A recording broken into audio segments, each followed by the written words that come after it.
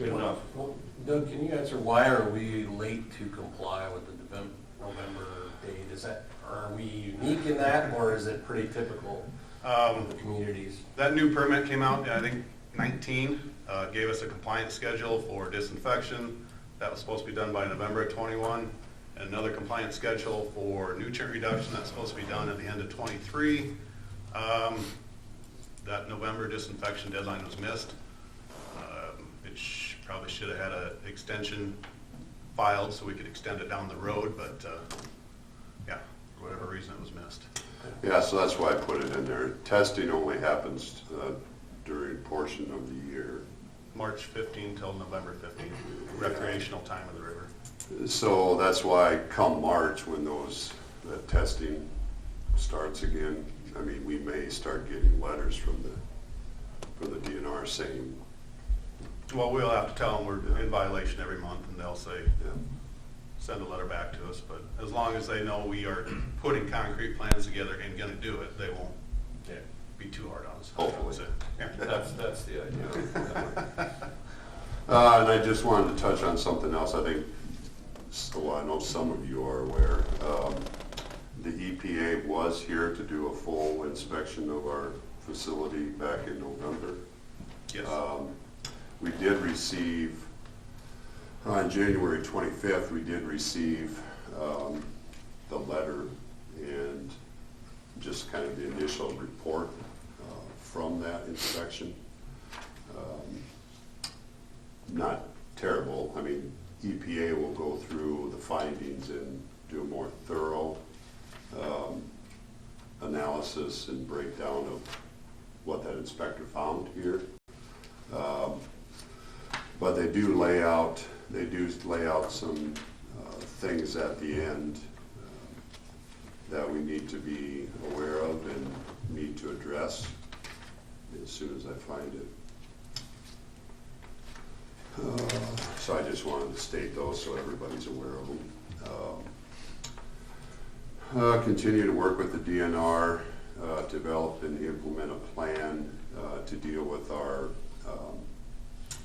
wet limits. If some of you are aware, we failed, and you can probably explain that a little bit better. We failed enough of those tests that required us to do additional testing in order to either find the source or either come back into compliance. And that entailed 3 separate tests spread out. We had to pass 3 to get basically back into good graces. We've passed 2. We haven't taken the 3rd one yet. So we're on our way. Hopefully we pass the 3rd one, and then we basically comply with the first note they made in there. Accelerate plans to upgrade our facility to come into compliance with E. coli and chloride. I believe we're doing that. Or the E. coli is the disinfection. Yeah, I mean, so what we're proving here to solve that issue is noted in this report. And then continue to address the non-compliance with our larger industries and encourage them, if possible, pre-treatment equipment. But those discussions have been happening, and that has to deal with the testing that these guys do out there and those industries getting above their limits. I mean, we notify them, we have fines in place, and so we fine them. But it just noted in there that we need to keep working on that, basically. So those are the only 3 that's in this thing now. I don't know what the size of their final report will be, or what the results of that will be, but I'm assuming in time we'll find out that too. I think, basically to sum that up, Jason, I think we can say that the 3 warnings we were given by the EPA, we already were working on all 3 of them. I guess I want to clarify a little bit what Jason said. When he said that wet test, Yes. I call it toxicity. There's a lot of different ways to call it. So that's what he's talking about, is that toxicity test is what triggered the EPA. And that's trying to find what's in that water that's causing toxicity. So we are moving forward. Right. Absolutely. Right, absolutely. Okay. So, Thanks, Doug. Motion to approve agreement with professional services of wastewater disinfection and Forcemain Cleaning with Bolton, Menk, with a not to exceed fee of $40,000. We have a motion, do we have a second? Second. Second from Mike. All those in favor? Aye. Opposed? Motion carried. I will comment that reading that EPA report makes reading insurance policies exciting.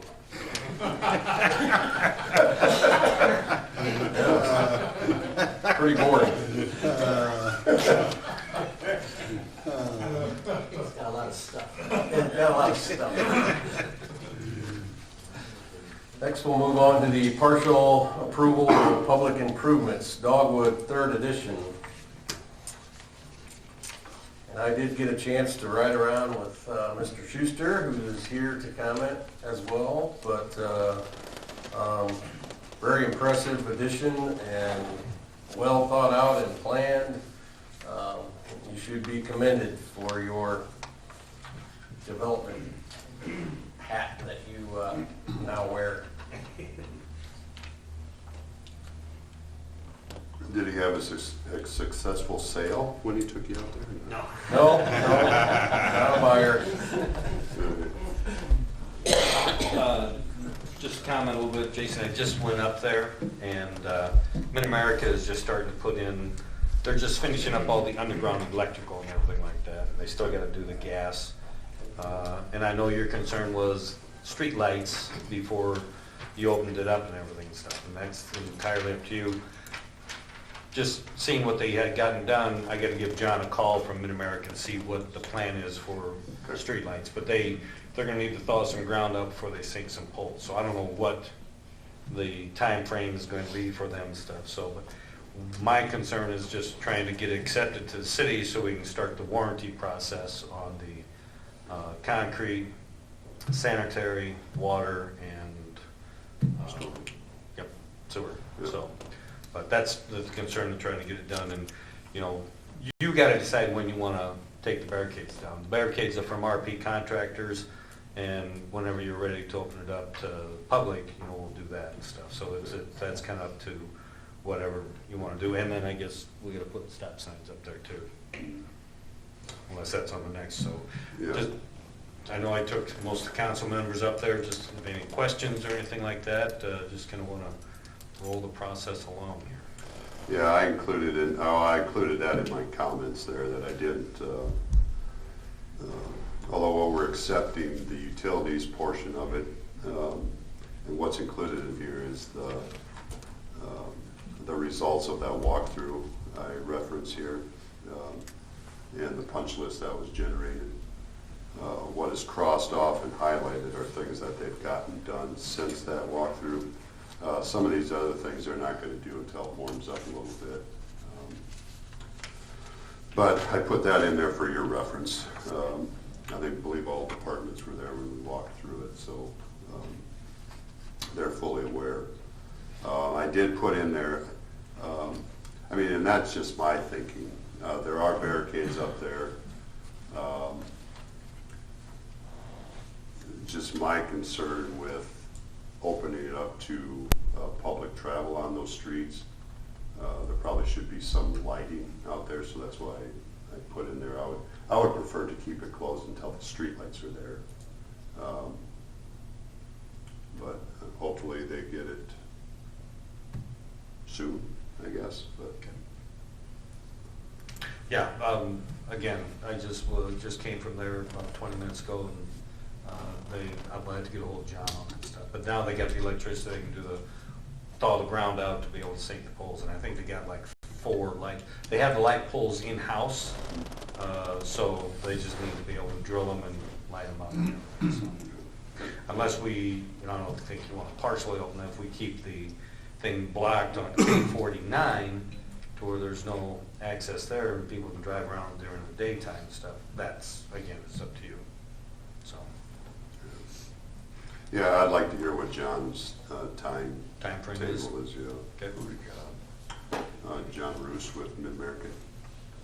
Good. I have no problems with a partial, open it up with a partial punch list as long as we have a checks that punch list gets done. There's another section that we're gonna want to open up, and you wouldn't have to approve that one until they get everything else done. Yeah, so this is very similar to KNS Fourth. Clark Okay. is where we approved First Avenue and Second Avenue and KNS Fourth, and they didn't have Third done yet. So the contractor is coming back to finish up Steve's subdivision. So that would be the time, if not sooner, to get these things done. And then the lights comment, if it's a great expense to make sure that the lights are working, I'm not as concerned about them as I am about the stop signs on K-49 before we open it up. After they're in, I'm okay with a partial punch list. That's just me talking, but, so I'm okay with it as long as I know it's gonna get done.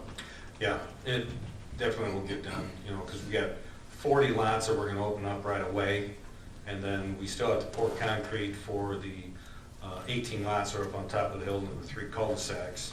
And, if the other ones aren't done, and I mentioned that to Jason, he mentioned the same thing about how do we know that the punch list is gonna get done? Well, just don't approve the other one till everything gets done. That's fine. And stuff, so. That's fine. And then with the nice lots, I want to get them, so. Right. Well, I get that, I get that, but, You'll have to I take don't it want for stuff another getting step. just falling between the cracks and not getting Nope. done, that's Yep. my concern. It's Jason's concern too. And it was the same one I had with KNS, is, let's make sure we have a good enough, thank you. Yep.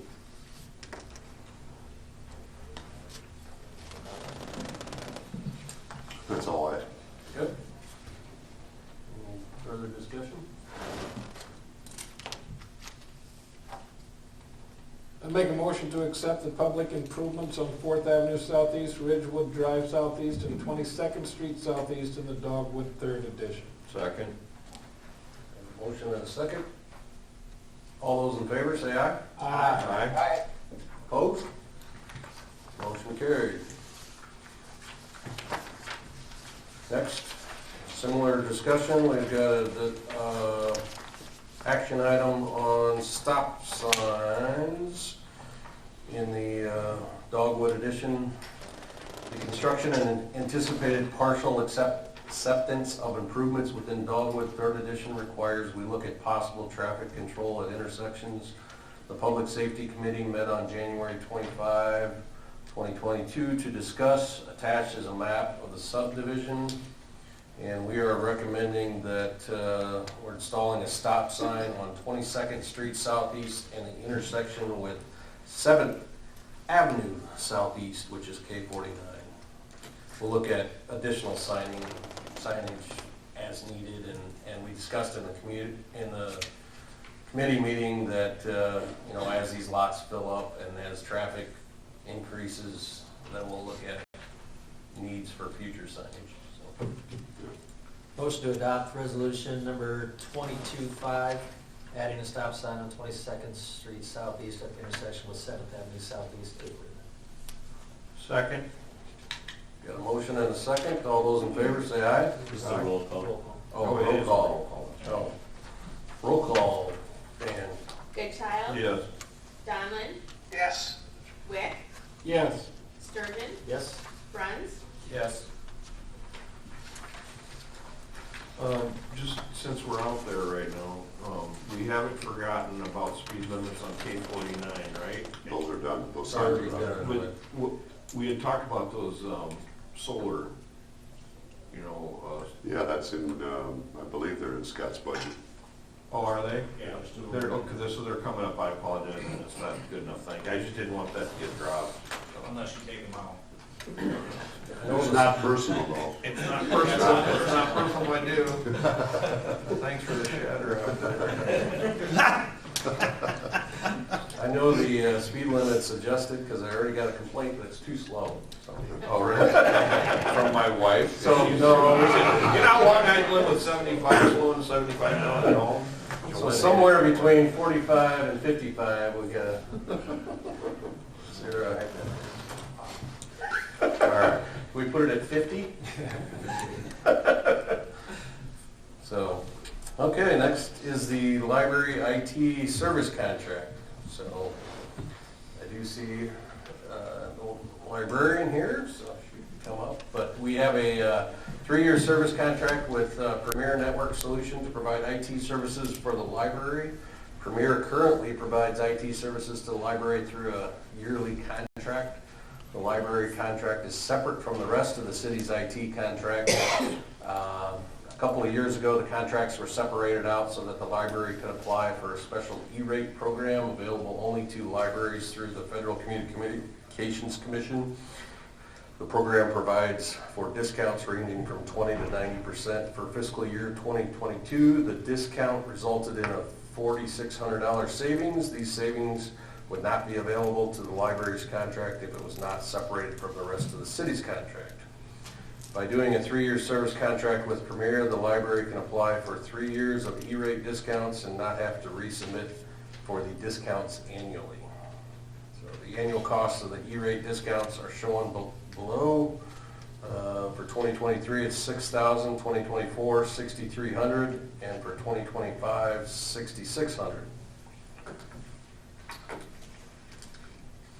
Those are the contract amounts, so the 6,000, 63, and 66. So, for this last year in comparison, it was a $6,000 contract and we got 4,600 in discounts. So it's a pretty significant discount. Yes. And it's based on, basically it's based on the school's free and reduced lunch rate. So there's nothing really we can do more to get a bigger discount. What we can do is apply for it. And we can't apply for it if it's not a separate contract. Shirley, you're happy with the services provided here and recommend we? Yeah, I would really appreciate a 3-year just because then we don't have to go through it every year. We can do up to a 5-year, but I talked with Jacob and we thought a 3-year seemed the most reasonable. So we can do it annually. We are doing it annually now. Well, here's my concern, is I am still pushing for a city IT person. So I hate to go out 3 years. Because I hope that within 3 years, whether it's next year, this year, or the following, we look into a city IT person. So I don't want to be doubled up. So I can support going 1 year again, but this isn't the first time I brought that up, and this is not a blemish on Premier. And I will speak to that. So Shirley, before she even brought it to the council, she came to me and asked, okay, I know we've had discussions of, is the city gonna hire an IT person? And if we do, are we still gonna need Premier? And my take on it was, even if we hire an IT person, we still will need Premier in some capacity.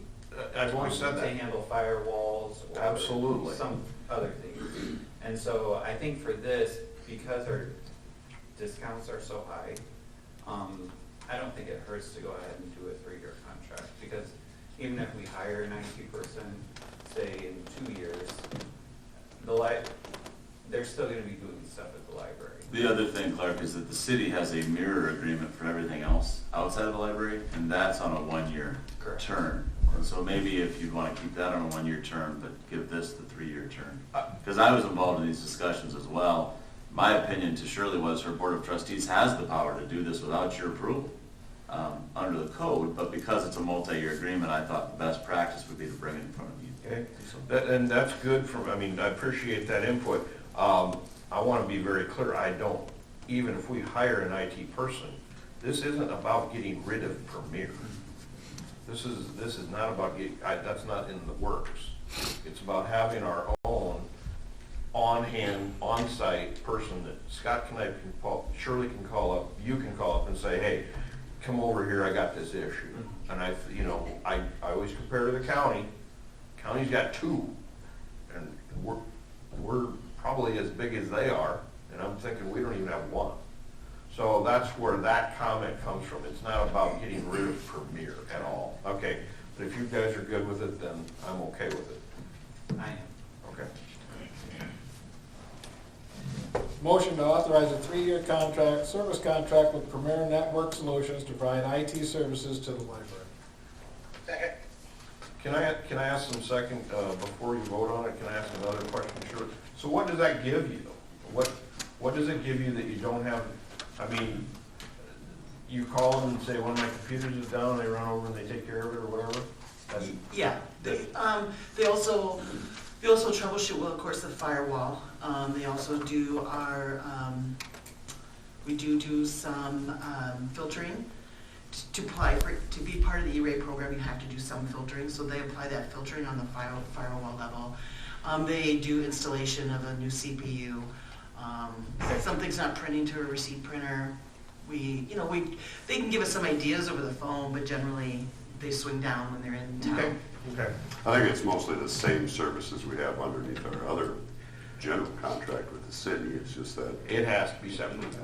yeah, to get the discount. All good. And again, you're satisfied with the promptness of the reply? Yeah, I prefer it instantaneous, but that hasn't, but that's just the way, yeah, no, we're pretty happy with things, yeah. It'd be hard to go without them, yeah. Do they offer remote services? Sometimes when they're working from home, they'll log in, and, well, not actually just working from home. I was just thinking that past year, they'll log into we have one laptop that runs a lot of our software programs, so they'll remote into that laptop and see if they can't troubleshoot it. There was one recently that had to be in front of it to do it, but they do remote in and do a fair amount that way too. We have a motion and a second. All those in favor say aye. Aye. Opposed? Motion carried. Next, we'll move on to discussion. Jason, you're up. Just a couple things to make you aware of. We're still continuing with the wastewater interviews. We've conducted 2 last Friday. We have 4 more scheduled, so 2 Thursday and then 2 this coming Friday.